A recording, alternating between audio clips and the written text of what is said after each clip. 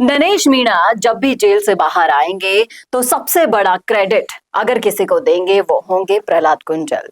क्योंकि जिस तरीके से प्रहलाद गुंजल ने नरेश मीणा को निकालने के लिए जितने भी प्रयास किए वो सराहनीय है। और कहते हैं ना कि आप जब ऐसे वक्त पर हमेशा याद रखते हो जब आपको लोगों की कमी महसूस होती है और लोग आपका साथ नहीं देते हैं, और वही साथ प्रहलाद गुंजल ने नरेश मीणा को दिया है। तो ये तो हुई एक बात। लेकिन जब प्रहलाद गुंजल की हम बात करते हैं तो प्रहलाद गुंजल और नरेश मीणा का जो भी उपक्रम हुआ, इसके बाद क्या हाड़ौती के समीकरण बदलेंगे? क्या हाड़ौती में प्रहलाद गुंजल, जिस तरीके से उनको हाड़ौती किंग कहा जा रहा है, तो असल में वो किंग बन पाएंगे? करेंगे इसी मुद्दे पर चर्चा इस वीडियो में, इसलिए बने रहेगा आखिर तक हमारे साथ। नमस्कार, मैं हूं चेतना शर्मा। आप देखना शुरू कर चुके हैं संवाद भारत का भारत के लिए, और इस मुद्दे पर बातचीत के लिए मेरे साथ मौजूद है हमारे एडिटर इन चीफ वरुण भंसाल जी। तो वरुण सर, जिस तरीके से मैंने अभी बताया कि नरेश मीणा के लिए हर वो कोशिश प्रहलाद गुंजल ने की जो एक सच्चा दोस्त या सच्चा साथी करता है। गुंजल कांग्रेस में है, कांग्रेस ने नरेश मीणा को टिकट नहीं दी, कांग्रेस से बगावत नरेश मीणा ने की, लेकिन बावजूद इसके कोई भी नहीं बोला, सिर्फ बोले तो प्रहलाद गुंजल बोले। पायलट की चुप्पी ऐसी रही कि उन्होंने इस मामले को इतना अनदेखा कर दिया कि उनसे अब कोई उम्मीद लगाना यहाँ पर सार्थक नहीं होता है। लेकिन जिस तरीके से प्रहलाद गुंजल ने इतना बड़ा स्टेप नरेश मीणा के लिए लिया, तो आपको क्या लगता है कि क्या आने वाले समय में हाड़ौती के समीकरण बदल जाएंगे? देखिए, हाड़ौती के समीकरण ऑलरेडी पूरी तरह से बदलते हुए शुरू हो चुके हैं। आप अगर हाड़ौती को पुरजोर तरीके से देखें तो आपको समझ में आएगा यहाँ कांग्रेस बनाम बीजेपी से आगे जा चुकी है राजनीति, और यहाँ राजनीति जो है वो अगड़ा बनाम पिछड़ा हो चुकी है। जहां पर एक तरफ प्रहलाद गुंजल भले ही आ चुके हो कांग्रेस में, लेकिन उनसे शांति धारीवाल की अदावत आज भी जारी है, बदस्तूर जारी है, और शांति धारीवाल को वो आज भी उतना ही अपना दुश्मन मानते हैं जितना वो तब मानते थे जब वो बीजेपी में थे। और देखा जाए तो हाड़ौती में जो दो फाड़ हो रहे हैं वो अगड़ा बनाम पिछड़ा इसलिए हो रहे हैं क्योंकि एक तरफ जहां ओम बिरला, वसुंधरा राजे, हालांकि वसुंधरा राजे प्रहलाद गुंजल के खेमे में आज भी मैं मानता हूं, लेकिन फिर भी ओम बिरला, शांति धारीवाल ये अगड़ों में आते हैं, अगड़ों के नेता माने जाते हैं, बनिया कौम से आते हैं, जैन कौम से आते हैं। वहीं पर गुर्जर और मीणा कौम से आते हैं प्रहलाद गुंजल और नरेश मीणा। और कहीं ना कहीं पिछले चुनाव में भी जो पिछड़ा और जाति थी उनका बहुत ज्यादा समर्थन नहीं दिख रहा था भाजपा के प्रति, लेकिन किसी न किसी तरीके से भाजपा ने मैनेज किया और बहुत ही बड़े अंतर से नहीं जीते ओम बिरला भी वहां पर। तो समझने वाली बात यह है कि प्रहलाद गुंजल नरेश मीणा को इसलिए सपोर्ट कर रहे हैं क्योंकि ये हाड़ौती के पिछड़े समाज की दोनों बड़ी ताकतें बन जाएंगे आने वाले वक्त में। और कहीं ना कहीं वसुंधरा राजे के कैंप से ही ये दोनों आएंगे। वसुंधरा राजे के साथ बीजेपी भी कुछ बहुत ज्यादा तवज्जो नहीं दे रही उनको, और कहीं ना कहीं उनकी अदावत जारी है हाड़ौती में भी। तो आने वाले समय में ये वसुंधरा कैंप के ऐसे दो लोग होंगे जो पिछड़ों को साधने के लिए इस्तेमाल किए जा सकते हैं।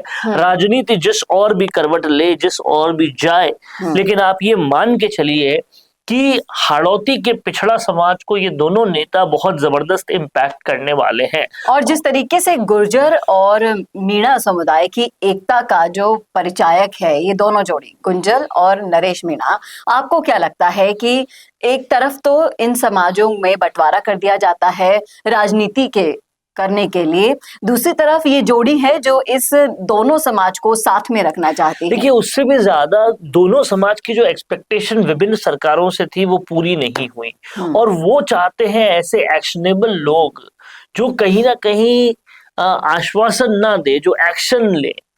अगर वो विपक्ष में रहते हैं तो भरसक तरीके से विरोध अपना दर्ज करें, चाहे आंदोलन करें। आप देख लीजिए कि इस पूरी सरकार में पिछला जो साल भर बीता, बड़े आंदोलनों में जो आंदोलन हुए वो प्रहलाद गुंजल या नरेश मीणा ने ही किए। तो इससे कहीं ना कहीं उनकी जनता का एक आशा तो पूरी हो रही है कि उनके नेता जो हैं वो विरोध तो ढंग से प्रकट कर पा रहे हैं। लेकिन ये सब करने से आपको नहीं लगता कि प्रहलाद गुंजल के लिए परेशानियां भी खड़ी हो सकती है? एज वो कांग्रेस के हैं, अब देखिए, बीजेपी प्रहलाद के गुंजल नहीं को कांग्रेस वैसे भी कुछ खास दे नहीं सकती, ज्यादा दे नहीं सकती। उनको हाड़ौती में अपना सिक्का जमाना है, और हाड़ौती में कांग्रेस के जो शांति धारीवाल हैं वो उनको कभी आगे बढ़ने नहीं देंगे। तो प्रहलाद गुंजल भले ही कहने को अभी कांग्रेस में है, लेकिन ज्यादा दिन तक रहेंगे ये बिल्कुल भी मैं नहीं मान सकता, क्योंकि एक तरफ तो कांग्रेस ने उनको कुछ खास दिया नहीं, दूसरी तरफ कांग्रेस ने उनके नरेश मीणा को निकाल दिया। तो ये सारे समीकरण, और तीसरी तरफ कांग्रेस के सीनियर नेताओं में शांति धारीवाल आते हैं जो उनके कट्टर दुश्मन हैं। ये तीनों समीकरण ये दिखाते हैं कि प्रहलाद गुंजल भी बहुत ज्यादा दिन तक कांग्रेस में रहे, ऐसा जरूरी नहीं है। तो आपके कहने का मतलब है कि लौट के फिर से वो अपने घर यानी कि बीजेपी में आए ना आए, अलग पार्टी बनाए, कहीं और जाए, कुछ भी हो सकता है, लेकिन वो कांग्रेस में उनको ज्यादा कुछ मिल नहीं रहा। और जो सिला नरेश मीणा के साथ कांग्रेस ने किया है, उसके बाद तो शायद वो कांग्रेस में ना आए। कहीं ना कहीं आपको ये देखने मिलेगा सियासत जो आगे वाली है उसमें, कि अगर बीजेपी में किसी तरह की अंतर्कलह होती है और वसुंधरा राजे अगर उस अंतर्कलह को ड्राइव करती है, तो उस कैंप में आपको ये दोनों नेता मिल सकते हैं।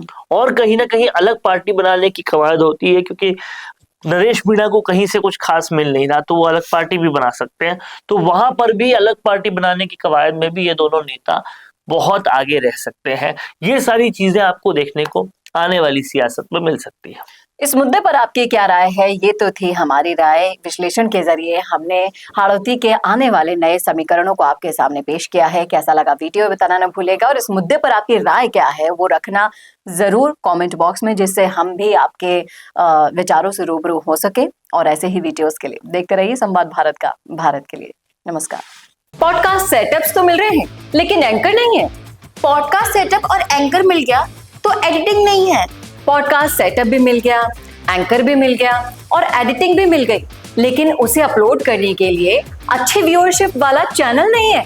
और अगर वो सब भी मिल गया तो पॉडकास्ट को अच्छे एसईओ के साथ अपलोड करने का डिजिटल सपोर्ट नहीं है। और अगर ये सारी चीजें एक साथ मिल रही हैं तो प्राइस बहुत ज्यादा हाई है।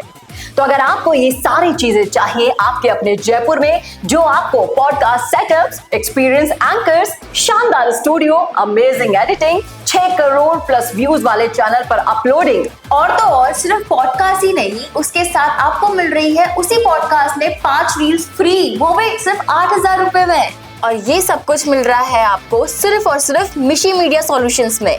तो सोच क्या रहे हैं? अगर आप भी चाहते हैं पॉडकास्ट के जरिए पूरे सोशल मीडिया पर छाना, तो अभी कॉन्टैक्ट कीजिए स्क्रीन पर दिए गए नंबर पर।